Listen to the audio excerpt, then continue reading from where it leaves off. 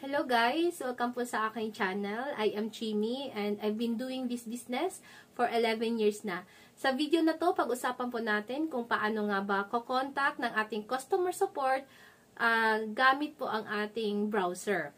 Okay, so bago mo panoorin itong video na to, I assume na ikaw ay meron ng platform or meron ng system ng ating unified or Entrep Hub na system.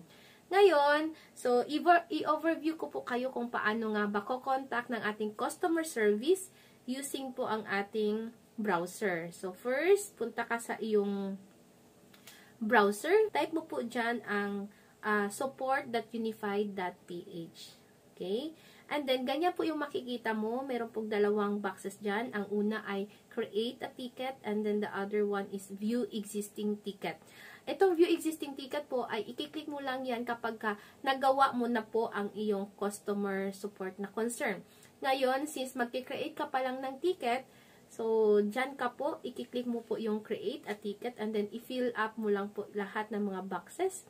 So, pangalan mo, example, okay, ibang pangalan mo.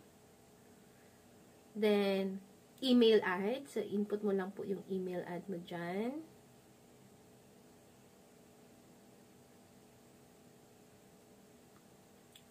Lang po. Then, confirm mo lang ang iyong email ad. Tapos, dito po sa category, ano po yung concern mo? About what? About ba sa ticketing support, smart money send, e-cash pay center, rollback to go? Kung wala dyan sa any options dyan, ay pwede mo pong i-click ang customer support. That's our general concern.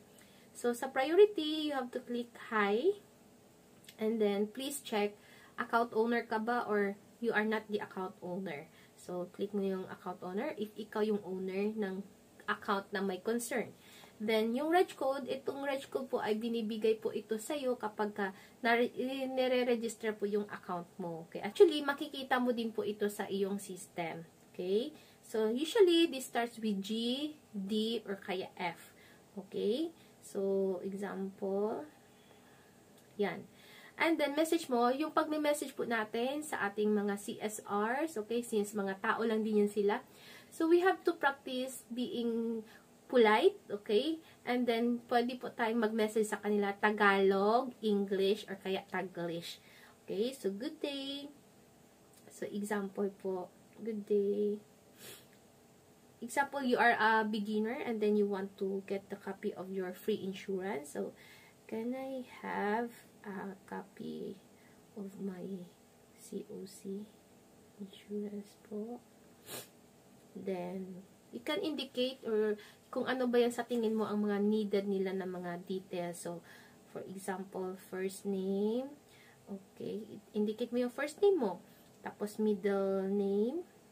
And then, last name, tapos birth date. Need din nila ang iyong email ad kasi doon nila isi-send. Your occupation, tapos your address. Okay? So, kompletuhin mo lang yan. And then, beneficiary details. So, dapat yung beneficiary po natin ay ating related po sa atin ng up to 4th consanguinity. Okay, level of relationship po yun. Okay? So, dapat related to us. Okay? So, first name, tapos, middle name, yan lang po yung need. And last name. So, yan lang po mga needed details ng ating beneficiary. But, that's why you have to make sure na or you have to be sure na kamag-anak mo siya. And then, there are mga instances na pagka need mong mag-contact sa CSR ay kailangan mong mag-attach ng file. So, dito mo po i-attach yung file. And, tip ko po sa inyo, halimbawa mag-attach kayo dyan ng valid ID po ninyo kasi halimbawa hiningi ng CSR. So, you have to make sure na ang file ay hindi siya lalagpas ng 2 MB per file. Kasi mabigat. So, yung ginagawa ko po para gumaan po yung file ay yung captured na ID i-screenshot po. Yung screenshot, yun yung i-attach ko dito. And then, copy mo lang po yung CAPTCHA. Okay? And then, submit ticket. So, pag submit mo po ng ticket, may lalabas dyan na green na box. Then, naka-indicate dyan yung reference ID mo po.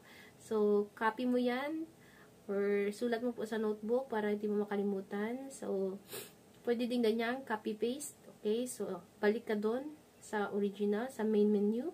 Tapos, dyan ka na sa view existing ticket. Tapos, i-type mo po dyan ano ba yung reference ID. So, you can only make a ticket, one ticket per concern. So, hindi po pwede na series or multiple tickets ng isa lang ang concern. So, view reference. So, dyan mo i-check every time na fa-follow up mo, monitor mo kung nag-reply na ba ang ating mga CSR. And sa experience ko po, mabilis lang po ang CSR. Okay? As long as nabibigyan nyo po sa kanila yung mga pinapa-provide nila sa iyo ng mga needed documents ba or kaya details. Kasi syempre, they have to make sure na ikaw talaga yung nagtatry na mag-access ng iyong system. Okay po? So, sana nakatulong.